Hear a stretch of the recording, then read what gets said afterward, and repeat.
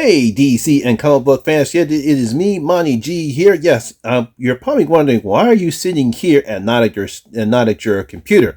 Well, today, first of all, I want to wish everyone a safe and happy Christmas, and because it is Christmas, I'm now getting ready to watch Wonder Woman 1984. Yes, because I'm pretty sure everyone knows that Wonder Woman 1984 was released in theaters and on HBO Max, which I'm getting ready to see right now. I'm doing this little small introduction because it's a special video and it's a special time for me to actually do this type of video, sort of like a come with me video that my good friend Emma from Spooking Astronauts likes to do, and I know also Vicky, she also does this from Nightmare Maven. So I decided to do it this way, since I'm sitting in the comfortable in my home. Want to sit back, relax, watch Wonder Woman 84, and then later on I will go on ahead and do my review, which will be one of my thoughts on video, because as you know, this is a horror channel, but anytime when I have movies such as Wonder Woman 1984, I do my thoughts on video. So I will see you guys later, and I will bring you my review of Wonder Woman 1984. See you then. Well, now that was an interesting film, to say the least. Well, as you see now, I just finished watching Wonder Woman 1984, and I have to say it was a pretty good movie. Not great, not what I was expecting, but it was a pretty good movie. Now, what I'll do is this right now will be my non-spoiler review. I'll just basically talk about the film in general, won't reveal any plots or subplots. Later on, I will do a spoiler review where I'll talk about the film in depth. And so here we go. Let's begin our non-spoiler review of Wonder Woman 1984. Now, Wonder Woman 1984 is a 2020 superhero film. It is based upon the DC comic character Wonder Woman, and is the ninth film in the DCEU, or the DC Extended Universe. It's a sequel to 2007's Wonder Woman. It was directed by Patty Jenkins. It was written by Patty Jenkins, Jeff George, and David Callahan. Now, the film stars once again Gal Gadot, Chris Pine, Christina Wig, and Pedro Pascal. Now, in this film, set during the Cold War in 1984, Diana and her past love, Steve Trevor, fight off against two new foes, Maxwell Lord and Cheetah. Now, after the excellent performance of Wonder Woman in 2017, we all couldn't wait to see what Patty Jenkins has in store for the sequel. I mean, everyone enjoyed it. Everyone called it. It was a magnificent movie. Gal Gadot really did a great job as Wonder Woman. Everyone felt as though she was the embodiment of Wonder Woman. Perhaps one of the best portrayals of Wonder Woman that we saw, other than Linda Carter's TV version of Wonder Woman. Everyone really loved it, and we couldn't wait to see what Patty Jenkins has in store for the second film. Now, the film was originally scheduled for release in December 13th of 2019, but it was moved up to October 1st. Then it was delayed till June 5th of 2020. We all know that didn't work out.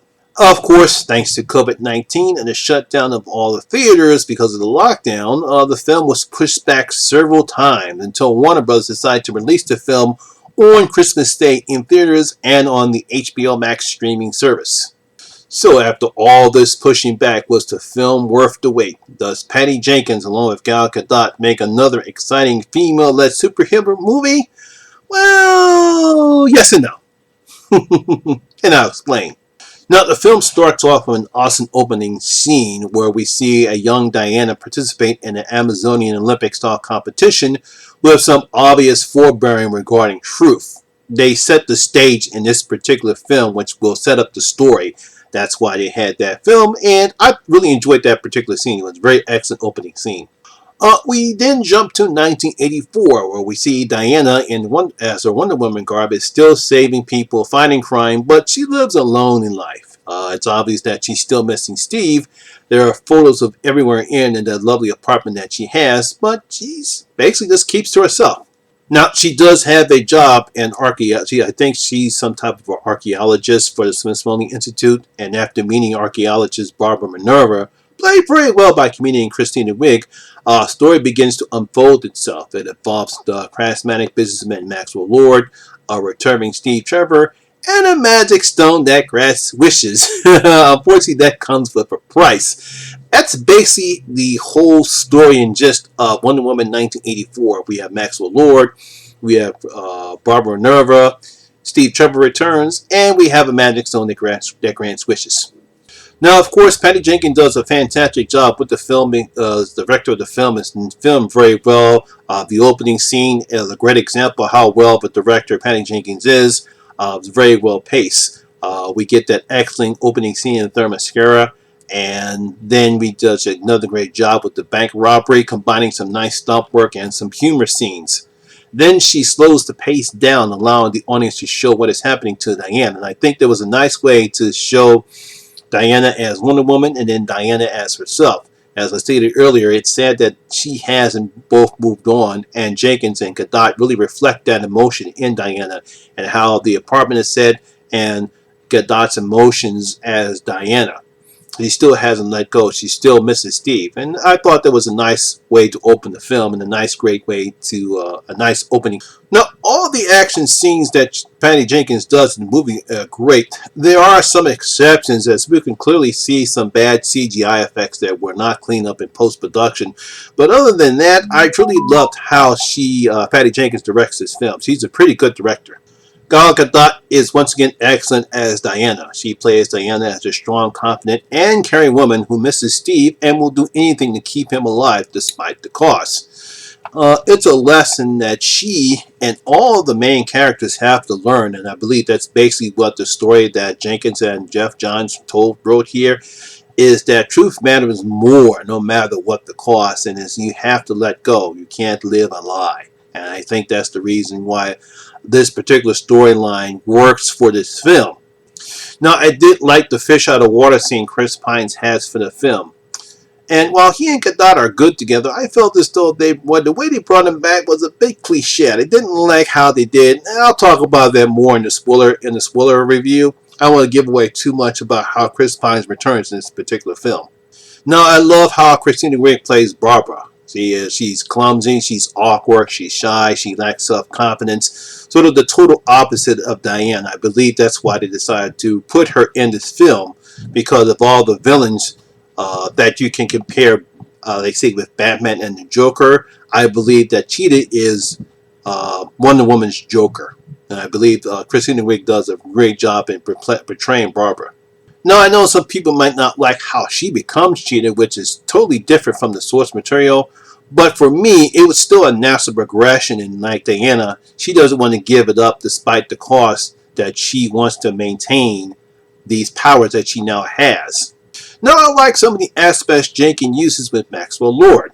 Combining some of the source material of Lord in the comics and adding some new elements, especially to his backstory, we see that Lord is a man who simply wants to be recognized. And I'll talk about more about his backstory in the spoiler review, because it kind of fits with given the backstory that Jenkins uses here in this movie, as opposed to what we know of his character in the comics. We could understand the type of man he is in this movie here. Now, most people might recognize Pedro Pascal from Game of Thrones, and he plays Maxwell okay at times. But then at other time, he plays him as an over-the-top villain, somewhat similar to Jack Nicholson's Joker and Tim Burton's Batman. I felt some of the things that he does in this movie doesn't fit the type of story that Jenkins has. So it's like the over-the-top curly mustache villain. I don't think that fit in this particular story here. Not saying that Pascal doesn't do a good job. It's just that mainly because of how the story was written, he plays it an over-the-top villain sometimes. And I feel as though that didn't fit this particular type of movie. And because of that, he simply doesn't propose the threat that is needed for a superhero film to be good. And that's one of the problems I have with this particular movie.